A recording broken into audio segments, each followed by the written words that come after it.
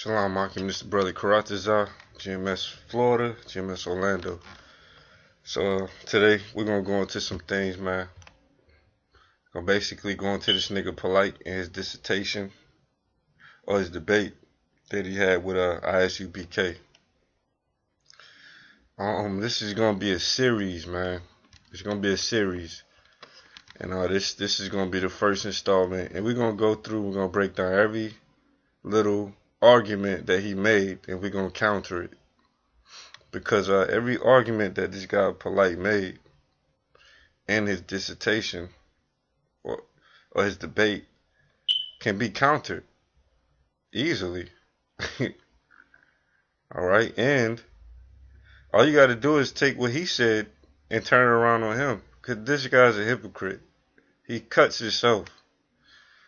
That's what happens when you don't have a foundation. When you don't have guidelines that you have to follow, you'll cut yourself. You can take everything that every point that he made, you can take it. You can literally take it, use his own words, flip it around, and argue the same point for the Bible, and it will cut him. Okay, that's how you can do it. That's how this dude is. You can cut him with his own words. So that's what we're gonna do. All right, so we're gonna go through every point. We're gonna go break down every little thing that he said, and we're gonna show you how it's really supposed to be broken down. Okay. All right. So first thing Polite went into, he went to the history of us Israelites. He went through the history. Okay. He went through some of the history. And he tried to say that Marshall, or he tried to say that King David was a faggot, which is a lie that's propagated by these so-called white people, the elites of America, so that homosexuals will be accepted. But let's hear it out of his mouth. So we're gonna do a little chronology. In 1960s, Apple Vivens, this is their guy. This is how they started. It's a guy named Apple Vivens. He was taught by an ex-slave. Makes perfect sense. Because as slaves, that's when we got the Bible. Makes perfect sense. He was taught by an ex-slave as an Israelite. 1973, they had this guy named Moshe Ben Kareem. He took Apple Vivens' place alongside this brother right here in 1973. Then 5 other people joined them. They called themselves the Seven, and they started concocting this doctrine that they call today, the ISUBK. This is it in its inception. And by the way, Marshall said he was also the incarnation of King David. And King David in the Bible is a homosexual. So out of all people to reincarnate as, why would you even reincarnate as a faggot? Pardon me, that's a bad word. No, we're not going to use that kind of derogatory language. We're going to say, why would you reincarnate as a flaming hot homosexual bandit? Out of all people. We're going to go to the next one. Okay, so there you have it. He said that King David in the Bible was a faggot, a homosexual. So where does he get that from? Because we showed earlier that his teaching is not in line with his people that he said he is, the Africans. We showed his teachings is more in line with Esau. As far as the marriage and rape and stuff like that, marriage age. So where is he getting this doctrine from about King David being a homosexual? Okay, no, it's the people that goes around saying that. So let's go into it. Polite says King David was a homosexual. Is this true? All right. So where did Polite get this from? All right. Where did he get it from? He got it from the so-called white man. The modern interpretations from the white man. And these things are propagated from the homosexuals or the homosexual movement to make gays be accepted by Bible reading Christians, man. And as a mean to push the homosexual movement and agenda. All right, that's where this stuff came from. That's what this modern interpretation of King David being a homosexual, because the scriptures doesn't say King David is a homosexual, But people will try to interpret the scriptures as saying David was a homosexual because they want to push their own agenda. They want to push homosexuality is moral, is right, because look, King David did it, and King David was a man after the Most High's heart. So that's what they do. All right. Let's go to Wikipedia, David and Jonathan. All right, David and Jonathan. Hold on.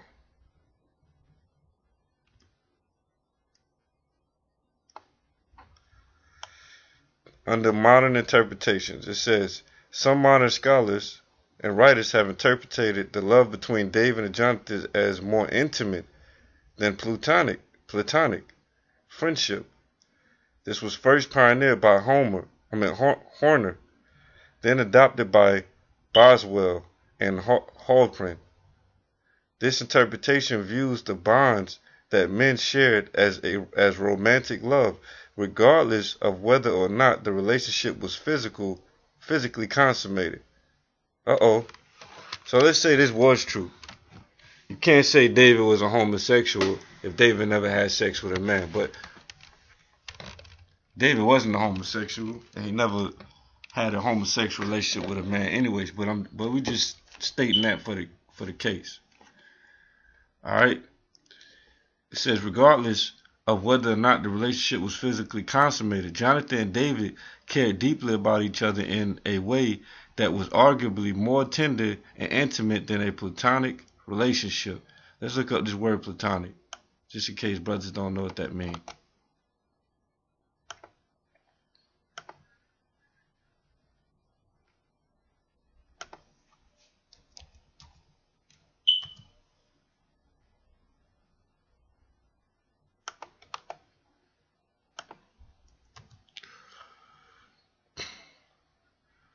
Platonic, of pertaining to or characteristics of Pluto, or his doctrines, pertaining to, involving, characterized by platonic love as a striving towards love of spiritual or ideal beauty.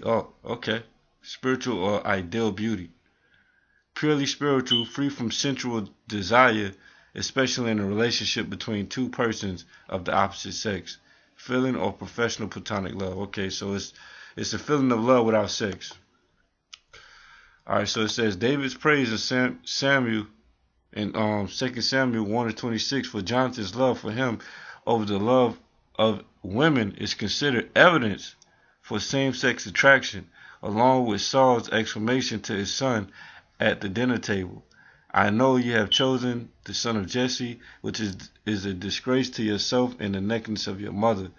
The choosing Bahar may indicate a permanent choice in firm relationship, and mention of nakedness could be interpreted to convey a negative sexual nuance, giving the impression that Saul was something indecent. Giving the impression that Saul saw something indecent in Jonathan and David's relationship. Some also point out the relationship between the two men is addressed with the same words and emphasis as other love relationships in the Hebrew Testament, whether heterosexual or between God and his people. Ahava, which is Ahaba. It says, when they are alone together, David confides that he has found grace in Jonathan's eyes. A phrase proponents say normally refers to romantic or physical attraction. Throughout the passages, David and Jonathan consistently affirm and reaffirm their love and devotion to one another, and Jonathan is willing to betray his father, family, wealth, and traditions for David. That there is more than mere homosexuality in the dealings of David and Jonathan is asserted by two recent studies. Now let's look up this word, asserted. This is a key point right here.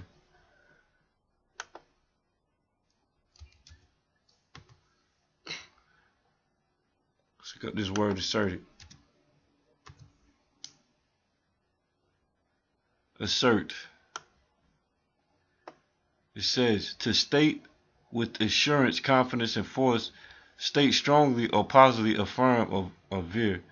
To maintain or defend, claim rights, to state as having existence, affirm, the insight one's right, declare one's view forcefully,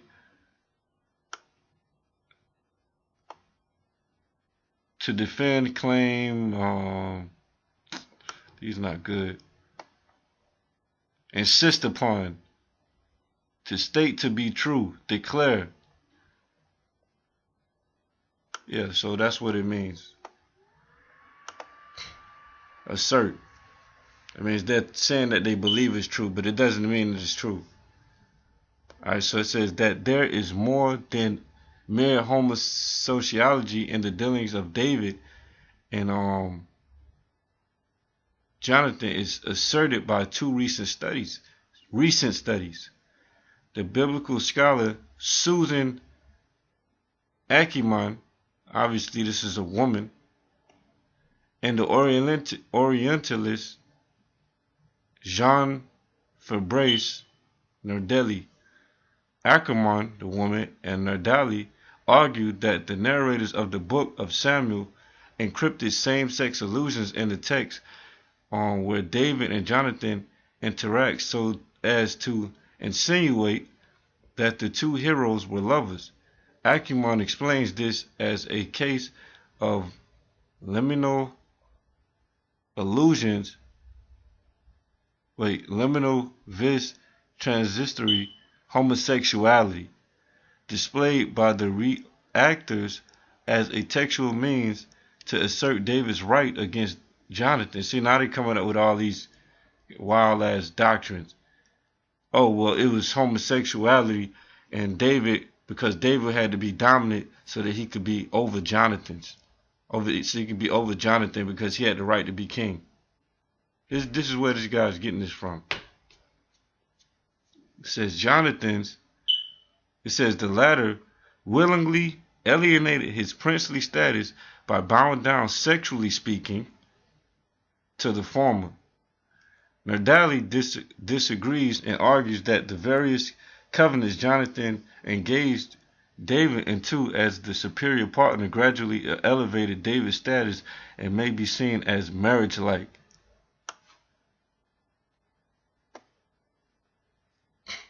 Susan Ackerman also believes that there is highly eroticized language present in 6 different sections in the Hebrew Bible in regards to the relationship of David and Jonathan.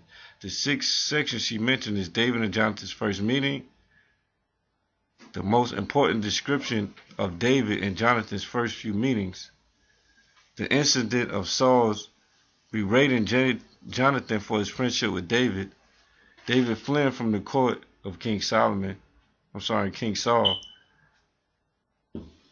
the description of David and Jonathan's final meeting, David's lament for Saul and Jonathan.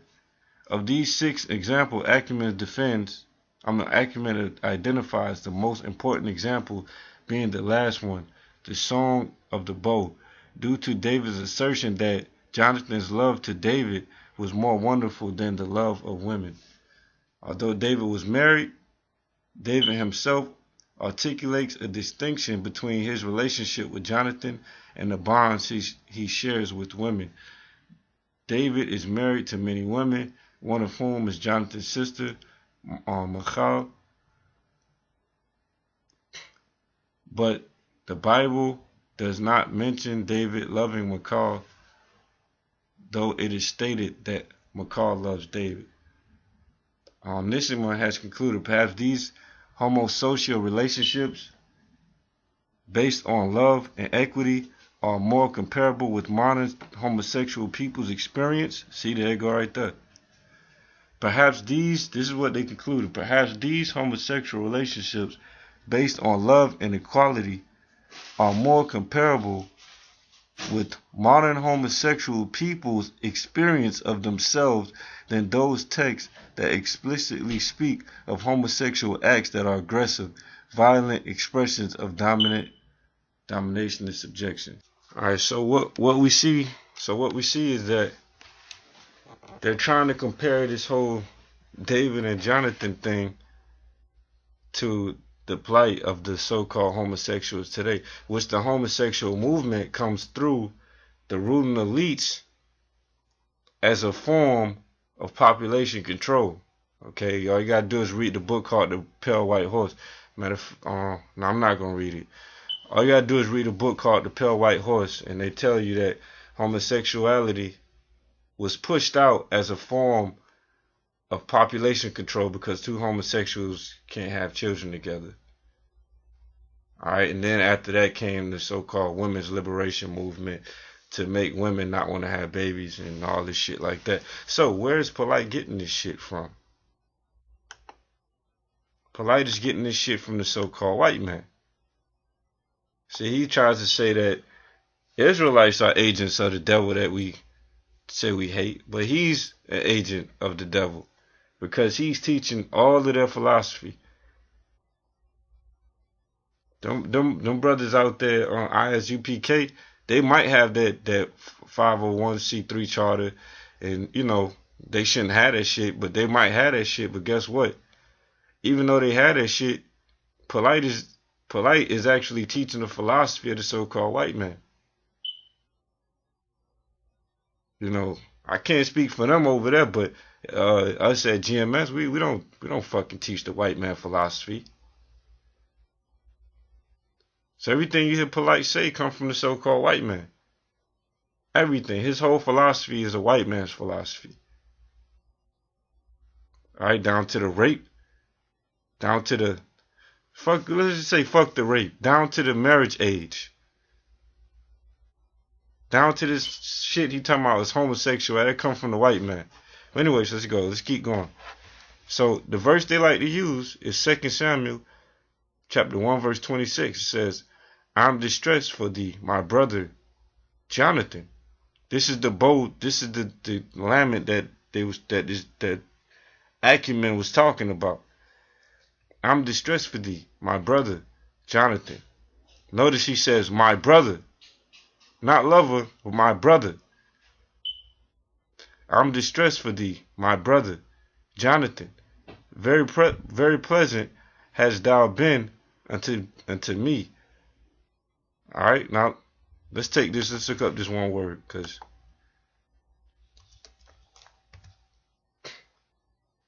let's look up friend.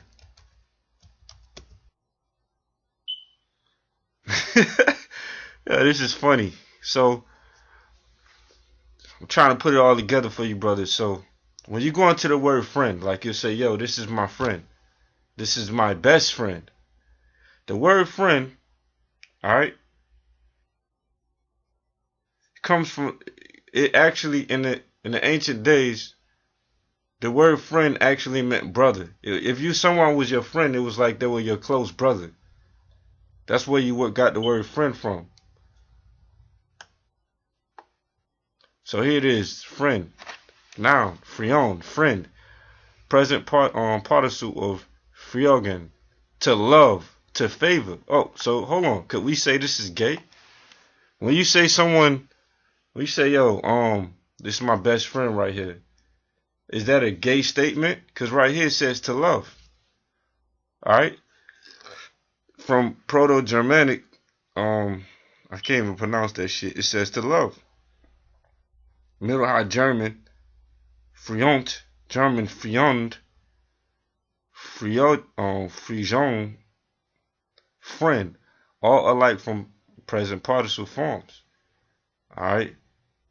So, friend actually meant to love or to favor. Like you favor this person more than other people, so they would be your friend. It's like you'll take a girl and you will favor her more than other girls, and she will become your girlfriend, or she will become your wife or your woman. Well, the same thing with a man. You will have a friend, or you will have men that you associate with, and you might have one man that you favor more or that you love more than other men. Not as in a homosexual thing. You're more one with this person. Like your spirit is linked with this person. So they will become your friend, or a person that you love, or a person that you admire, or that you favor over other people. Simple as that. So this is where the word brother comes from. So let's go back. Let's go back. So 2 Samuel 1:26, it says, I'm distressed for thee, my brother Jonathan. Same thing as my friend Jonathan. Very pleasant hast thou been unto me. Thy love to me was wonderful, passing the love of women. So first off, we see Jonathan calling him, and we see David calling Jonathan his brother, or if you want to go to today's term, his friend, or the one that he loves. And then he refers to him. He says, "Very pleasant hast thou been unto me," meaning he was good to David. He could have killed David, but he didn't kill David because he loved David, because David was his friend, the one that he loved, or the one that he favored. It says, "Thy love to me." There go love, which love deals with friend. And that's even in the law, but we'll get to that in a little while. Thy love to me was wonderful, passing the love of a woman. Now, to them, at first look, this got to be gay. He said the love, passing the love of women. Who the fuck says that? That has to be gay. It's not gay though. He just loved him. He had a love for his friend more than a woman's love, man. Like, they fucking loved each other, man. Alright, they even got a saying amongst men. Bros before hoes, man. Alright, it says, let's look at the word for love in the Hebrew. Alright, 2 Samuel 1:26. Thy love to me was wonderful, passing the love of women. So what's this word love? The word love in the Hebrew is YAHAWAH. Alright? H160. And it means love of human towards human object, of man towards man, of man towards himself, between man and woman, sexual desire. Notice this is one of the last ones. And God's love towards his people. Now, this will have to fall in line with the first three. And actually, this word right here is not really dealing with physical love. It doesn't deal with the physical. Okay?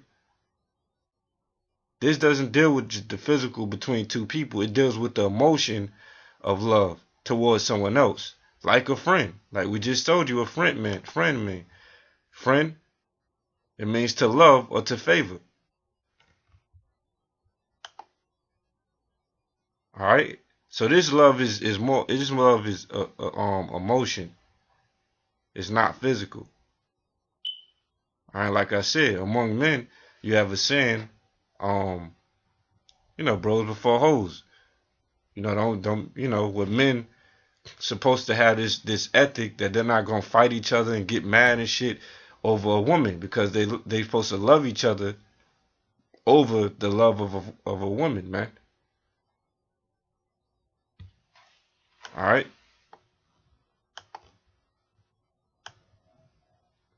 Alright, so like I said, this word right here, ahaba or ahab, it's not a physical love like have sex love. It's just the emotion of love, that you love someone. Alright, if you wanted to say the physical love, like actual sex, the physical love, it'll be the word H7901, which is shakab, and that means to actually lodge in, to enter, to have sex. That's a different love. So when David says thy love to me was wonderful, passing the love of women, it's not talking about sex. He wasn't saying, oh man, I love this man so much, I love him more than sex with women. I love this man. I love this man more than sex. He's not saying that. He's just saying that that the love that they share between each other as friends was better than the love that between a woman and a man. All right, so let's go. So in every language you got a root word, right? And just to explain to you, root word is a word that another word has derived from. All right. says root words help you to make sense of what the word means by giving you an understanding of where it stems from. As we examine the word ahaba, H160, we got to go to the root word to understand if this word is a physical love or an emotional love between friends or family. Alright, so the word ahaba, H160, is from the primitive root word ahab, H157, ahab. We had a king named King Ahab, and his name was actually this word right here, ahab. And it means to love. Love for another includes family and sexual. Now, this is not really a good definition right here, but we'll keep going. Human appetite for objects such as food, drink, sleep, and wisdom. Human love for or to God. Act of being a friend. Oh shit. You see that? The act of being a friend. What do we say friend mean? Friend means to love or to favor. So it makes sense that this word ahab, which is the root word for ahaba, would mean to love something or someone or something in the act of being a friend. Alright, so this love right here, what we dealing with, this love right here, what we dealing with, it's just the emotion. It's mostly the emotion towards an object or a person, not so much as sexual love. Alright, definition 5. That would fit more in line with how David was actually feeling.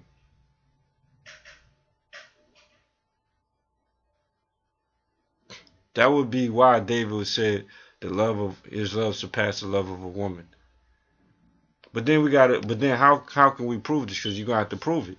How can you prove that this love means the love between friends in this situation and not a fucking sexual love? Well, I told you the word for sexual love would be a haba. Would be a shakab. That would be the meaning for a sexual type of love. Like to have sex would be shakab, to lodge. Alright, so, and just real quick, let's go back over this. Alright, let's go. Let's show you just to prove what these words are.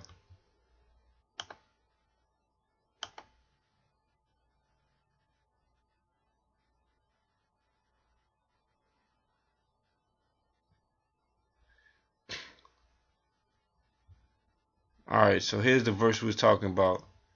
I'm distressed for thee, my brother Jonathan, very pleasant has thou been unto me. Thy love, see that? Thy love, ahaba. See it right there? H160, let's go to that. See that? Love. Human love for a human object of man towards man. This is not homosexual, by the way. Of man towards himself. A man can't be homosexual with himself. So, between man and woman, sexual desire, which is the last one. God's love to his people. Now let's go to the root word for this.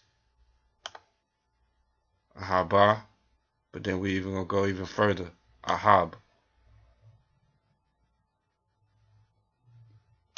This is really ahab, not va. Ahab or Ahab. It means to love. Human love for another includes family and sexual desire. Human appetite for objects such as food, drink, sleep, wisdom. Human love for or to God. Act of being a friend. You see that? Look, a lover on lover. Look at this. Friend. You see that? Friend. Alright? Now,